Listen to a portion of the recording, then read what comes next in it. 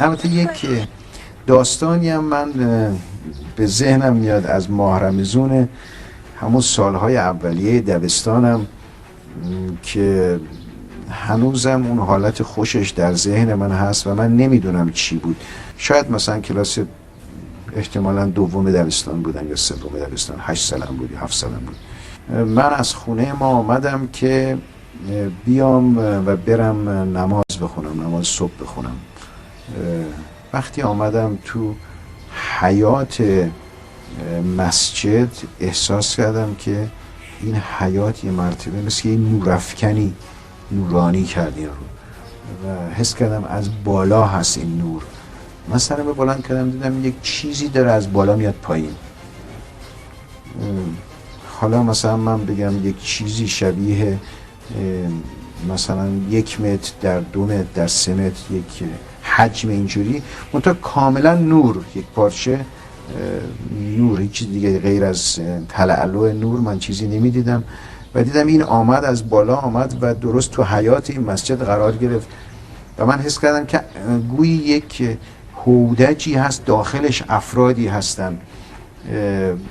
مثلا یک چند دقیقه این هودج بود و بلند شد 2 مرتبه از جا و وقتی بلند شد منم راه افتادم باش، یعنی علیرغم اینکه من می‌خواستم برم مسجد دنبال این راه افتادم و دیدم این هودج آمد به یک مسجد دیگر ده ما که با اون مسجد ما مثلا شاید 200-300 متر فاصله داشته.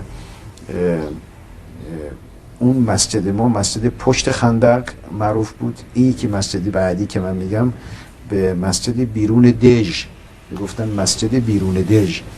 دیدم این هودج آمد اونجا نشست، تو اون مسجد نشست و منم میدویدم تو کوچه که میدیدم این رفت اونجا، میدویدم که به اون برسم و وقتی من رسیدم اونجا دیدم که این هودجم از روی اونجا تو همون وسط حیاط اون مسجد بلند شد و به سمت آسمان رفت و منم داشتم نگاه میکردم دیگه رفت، یعنی از ده ما رفت و من برگشتم آمدم دیگه. وقتی آمدم مسجد که شاید نماز صبحم تمام شده بود و من خودم نمازم خوندم و آمدم. خیلی برام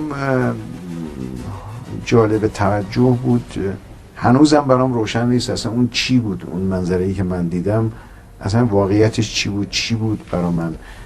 اما حتما یک خیالات نبود، حتما خواب نبود، من بیدار بودم، کاملا اون رو میدیدم، حس میکردم. برای من خیلی جالب توجه بود و این هم باز تو یک سحر ماه رمضانی بود که این اتفاق افتاد، موقع اذان صبح، که البته همون وقتم بعد برای پدرم اینا تعریف کردم، اینها که همچون منظری رو من مشاهده کردم.